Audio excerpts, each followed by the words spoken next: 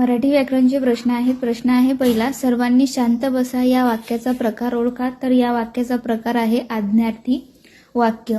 तर आज्ञार्थी वाक्य म्हणजे काय? तर आज्ञार्थी वाक्य म्हणजे असे वाक्य ज्यामध्ये आज्ञा देणे, विनंती करणे, प्रार्थना करणे, उपदेश करणे असे क्रियापद वापरले जातात. अशा वाक्यातून कोणाला तरी काहीतरी करण्याची सूचना दिली जाते, त्याला आज्ञार्थी वाक्य असं म्हणतात.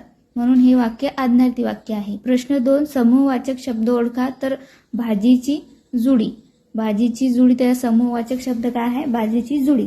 प्रश्न क्रमांक 2, मंथरा म्हणजे कोण? तर मंथरा म्हणजे दुष्ट स्त्री, दुष्ट स्त्री, त्याला आपण मंथरा असं म्हणतो. प्रश्न क्रमांक 4, मेहनती वाचून यश मिळणार नाही या वाक्यातील शब्दयोगी अव्यय कोणते आहे? तर वाचून. मेहनतीपासून यश मिळणार नाही या वाक्यातील शब्दयोगी अव्यय आहे वाचून. प्रश्न 5, पाणउतारा करणे या वाक्यप्रचाराचा योग्य अर्थ सांगा. तर पाणउतारा करणेच म्हणजे अपमान करणे. प्रश्न 6, पायरीने ठेवणे या वाक्यप्रचाराचा अर्थ. तर पायरीने ठेवणे म्हणजे योग्यतेने वागवणे, योग्यतेने वागवणे. प्रश्न क्रमांक आहे 7, सर्वनाम एकूण किती? तर सर्वनाम किती आहेत? एकूण 9 सर्वनाम आहेत.